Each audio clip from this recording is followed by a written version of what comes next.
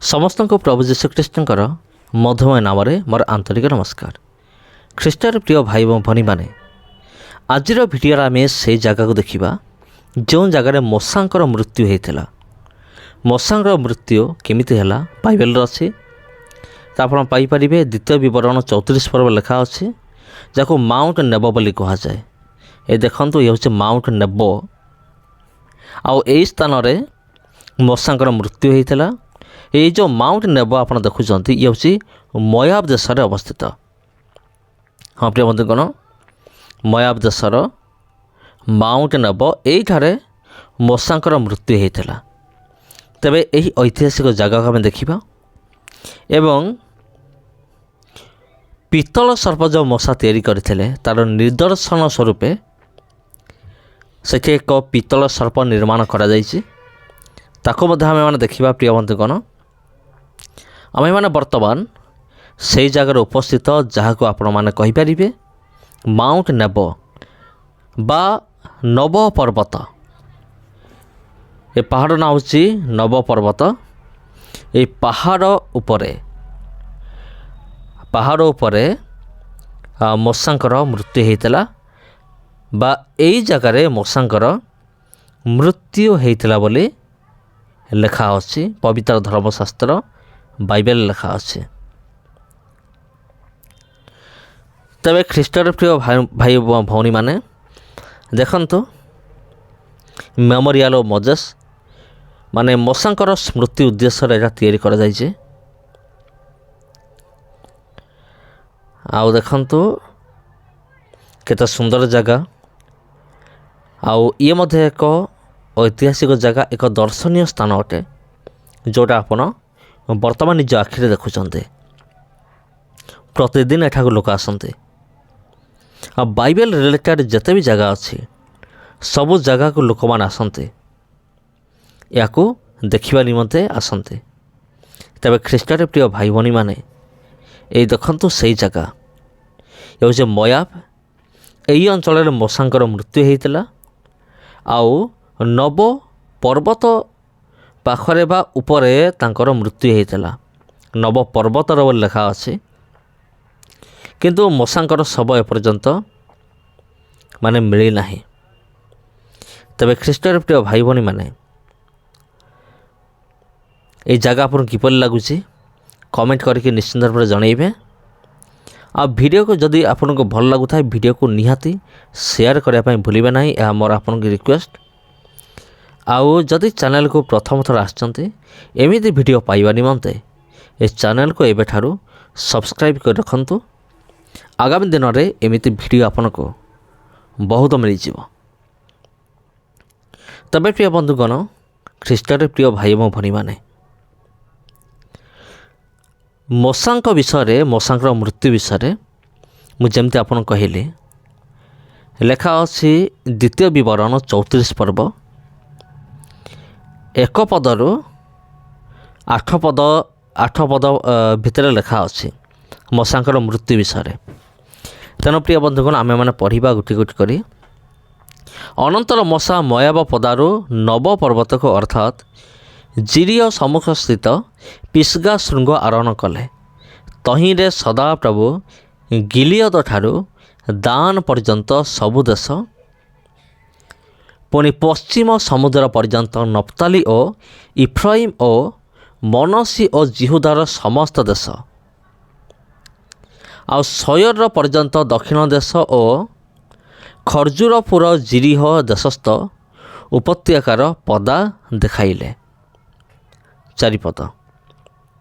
ପୁଣି ସଦାପ୍ରଭୁ ତାଙ୍କୁ କହିଲେ, ଆମେ ତୁମ ବଂଶକୁ ଏହି ଦେଶ ଦେବା ବୋଲି ଯେଉଁ ଦେଶ ବିଷୟରେ ଅବ୍ରାହମ, ଇସାକ ଓ ଯାକୋବ ନିକଟରେ ଶପଥ କରି କହିଥିଲୁ, ସେହି ଦେଶ ଏହି। ଏଇଟା ଦେଖନ୍ତୁ, ପିତ୍ତଳ ସର୍ପର ଏକ ଚିତ୍ର ରହିଅଛି। The people of the book monument. ପରବର୍ତ୍ତୀ, ଆମେ ତାହା ତୁମକୁ ସ୍ୱଚକ୍ଷୁରେ ଦେଖାଇଲୁ, ମାତ୍ର ତୁମେ ପାର ହୋଇ ସେଠାକୁ ଯିବ ନାହିଁ। ମୂଷାଙ୍କୁ ପୁରା ମନା କରାଯାଇଥିଲା, ତୁମେ ପାର ହେଇକି ଯିବ ନାହିଁ।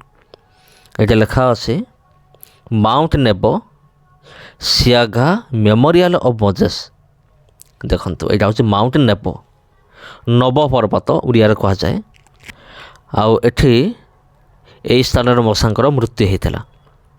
ପରବର୍ତ୍ତୀ, ତେଣୁ ସଦାପ୍ରଭୁଙ୍କ ସେବକ ମଶା ସଦାପ୍ରଭୁଙ୍କ ବାକ୍ୟ ଅନୁସାରେ ସେହି ସ୍ଥାନରେ ମୋଆବ ଦେଶରେ ମଲେ।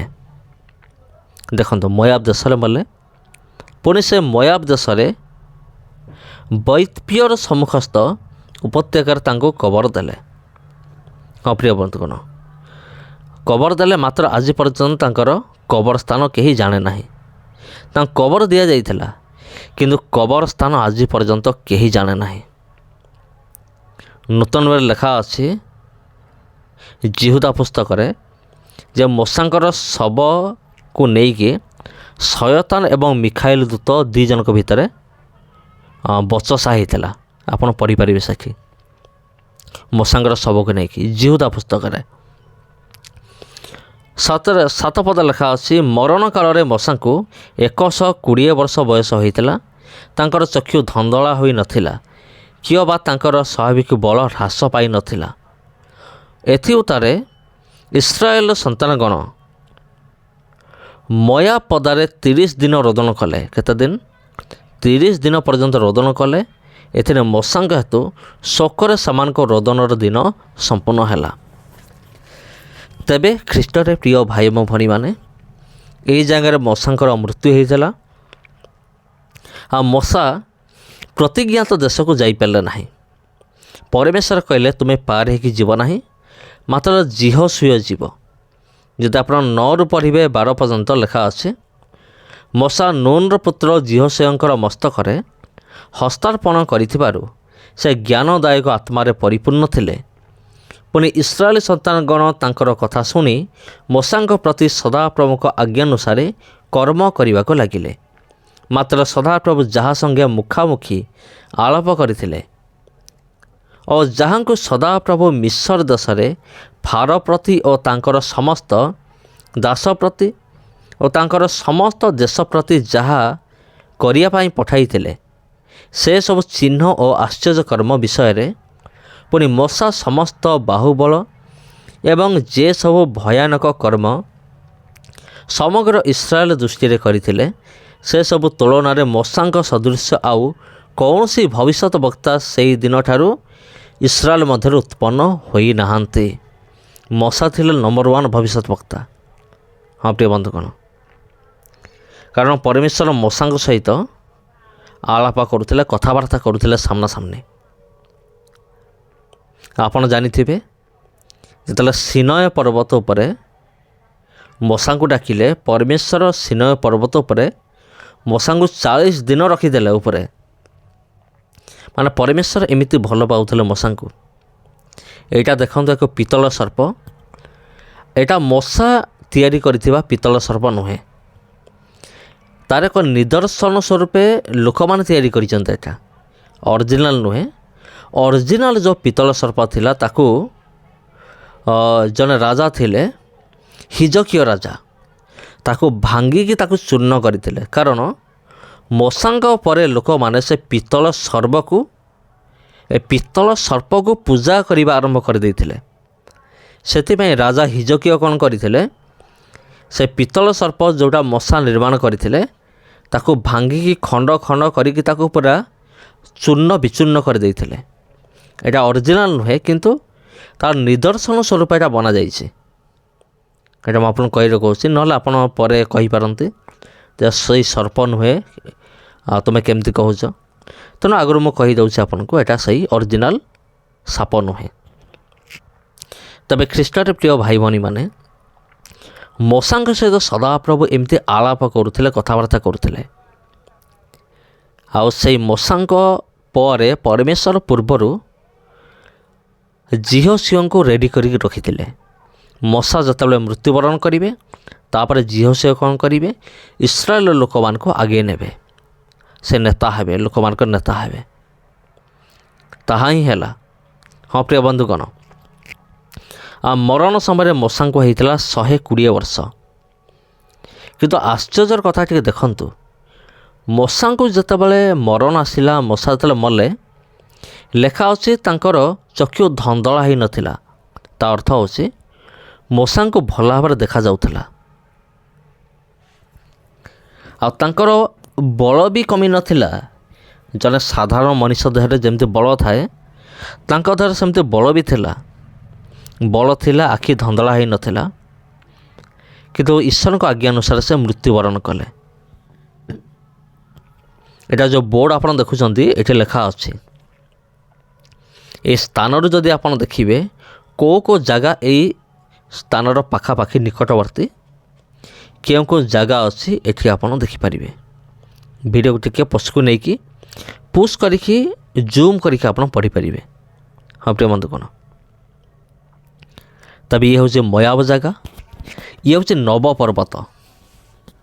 ହଁ ପ୍ରିୟ ବନ୍ଧୁଗଣ, ଇଏ ହେଉଛି ନବ ପର୍ବତ, ଆଉ ଯାହାକି ଆଜି ବି ରହିଅଛି ଏକ ଦର୍ଶନୀୟ ସ୍ଥାନ ଭାବରେ ଲୋକମାନଙ୍କର ପ୍ରିୟ ପାତ୍ର ହୋଇପାରିଅଛି।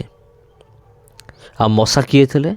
ମଶା ଥିଲେ ପୃଥିବୀର ସବୁଠାରୁ ନମ୍ର ଲୋକ। ବାଇବେଲ ଭିତରେ ଯେତେ ବି ଲୋକମାନଙ୍କ ନାଁ ଲେଖା ହେଇଛି, ସମସ୍ତଙ୍କ ଠାରୁ ନମ୍ର ଥିଲେ କିଏ? ମଶା। କେବଳ ଯୀଶୁଙ୍କୁ ଛାଡ଼ି ଦେଇକି ଆଉ ମଶା ଥିଲେ ସବୁଠାରୁ ନମ୍ର ବ୍ୟକ୍ତି, ସବୁଠୁ ନମ୍ର। ସେଥିପାଇଁ ତ ପରମେଶ୍ୱର ମଶା ଏବଂ ଏଲିୟ ଦୁଇ ଜଣଙ୍କୁ ପୁରା ରେଡ଼ି କରିକି ରଖିଛନ୍ତି। ଏମାନେ କ'ଣ କରିବେ? ଶେଷ ସୁସମାଚାର ପ୍ରଚାର କରିବେ। ପ୍ରକାଶ ବାକ୍ୟରେ ଆପଣ ପଢ଼ିବେ ଯେ ଦୁଇ ଜଣ ପୁରୁଷ ଆସିଲେ, ସେମାନେ ସୁସମାଚାର ପ୍ରଚାର କଲେ। ଯେଉଁମାନେ ବିରୋଧ କଲେ, ତାଙ୍କର ନାସିକାରୁ ଅଗ୍ନି ନିର୍ଗତ ହୋଇକି ସେମାନଙ୍କୁ ଗ୍ରାସ କଲା। ଜଣେ ହେଉଛନ୍ତି ଏଲିୟ, ଆଉ ଜଣେ ହେଉଛନ୍ତି ମଶା, ଯାହାଙ୍କର ଜାଗା ବର୍ତ୍ତମାନ ଆମେ ଦେଖୁଛୁ। ସେଇ ମଶା ଆଉ ଥରେ ଆସିବେ। ପ୍ରଭୁ ଯୀଶୁଖ୍ରୀଷ୍ଟଙ୍କର ଦ୍ୱିତୀୟ ଆଗମନ ପୂର୍ବରୁ ମଶା ଏବଂ ଏଲିୟ ଆସିବେ, ଆଉ ସେମାନେ ଶେଷ ଥର ପାଇଁ ସୁସମାଚାର ପ୍ରଚାର କରିବେ। ମଶା ଏଲିୟ ଦୁଇ ଜଣ, ମାତ୍ର ଦୁଇ ଜଣ ସାରା ପୃଥିବୀରେ ସୁସମାଚାର ପ୍ରଚାର କରିବେ। ଦୁଇ ଜଣ ବ୍ୟକ୍ତି ସାରା ପୃଥିବୀରେ ସୁସମାଚାର ପ୍ରଚାର କରିବେ। କେମିତି କରିବେ ଏକଥା ଭାବିଲା ବେଳକୁ ମୋତେ ବି ଆଶ୍ଚର୍ଯ୍ୟ ଲାଗୁଛି। ମାତ୍ର ଦୁଇ ଜଣ ଲୋକ। ଆମର ଦେଶ ଅଛି 199 ଦେଶ। 199 ଦେଶର ପୁରା ସମ୍ପୂର୍ଣ୍ଣ ଭାବରେ ସେମାନେ ସୁସମାଚାର ପ୍ରଚାର କରିବେ। ଏକଥା ଭାବିଲା ବେଳକୁ ମୋତେ ଆଶ୍ଚର୍ଯ୍ୟ ଲାଗୁଛି। ତେବେ ପ୍ରିୟ ବନ୍ଧୁଗଣ, ଏ ସ୍ଥାନର ଆଉ ଗୋଟେ ବି ନାଁ ଅଛି। ଏ ଜାଗାର ଆଉ ଗୋଟେ ବି ନାଁ ରହିଅଛି, ଯାହାର ନାଁ ହେଉଛି ଦ ବ୍ରାଜେନ୍ ସର୍ପେଣ୍ଟ ମାଉଣ୍ଟ, ପିତ୍ତଳ ସର୍ପର ପର୍ବତ। ଆପଣ ଓଡ଼ିଆରେ କହିପାରିବେ ପିତ୍ତଳ ସର୍ପର ପର୍ବତ। ଆଉ ଏଇ ପାହାଡ଼ର ଅନ୍ୟ ଏକ ନାଁ ଅଟେ, ଯେଉଁଟା ଆପଣ ଦେଖୁଛନ୍ତି।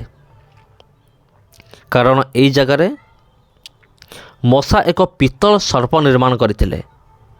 ଏଇ ଦେଶରେ, ଏ ମୋଆବ ଦେଶରେ ମଶା ଏକ ପିତ୍ତଳ ସର୍ପ ନିର୍ମାଣ କରିଥିଲେ। ଯିଏ ବି ସେଇ ସର୍ପକୁ ଦେଖିଲା ସେ ଉଦ୍ଧାର ପାଇଲା। ଯେତେବେଳେ ଇସ୍ରାଏଲ ଲୋକମାନେ ପରମେଶ୍ୱରଙ୍କ ବିରୁଦ୍ଧରେ ବିଦ୍ରୋହ କଲେ, ପରମେଶ୍ୱର ଇସ୍ରାଏଲ ଲୋକମାନଙ୍କୁ ଦଂଶନ କରିବା ପାଇଁ ବିଷଧର ସାପମାନଙ୍କୁ ପଠାଇଲେ। କିନ୍ତୁ ପ୍ରିୟ ବନ୍ଧୁଗଣ, କ'ଣ ହେଲା ଆପଣ ଜାଣିଛନ୍ତି? ସାପମାନେ ଆସିଲେ, ଇସ୍ରାଏଲ ଲୋକମାନଙ୍କୁ ଖାଲି କାମୁଡ଼ି ଦେଇଗଲେ, ଚୋଟ ମାରି ଗଲେ। ଅନେକ ଲୋକ ମଲେ।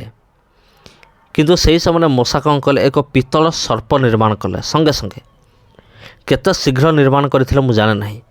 ଶୀଘ୍ର ନିର୍ମାଣ କଲେ, ଆଉ ସେ ତାକୁ ଗୋଟେ ଟଙ୍ଗେଇ ଦେଲେ। ତାକୁ ଯିଏ ଦେଖିଲା ସିଏ କ'ଣ ହେଲା?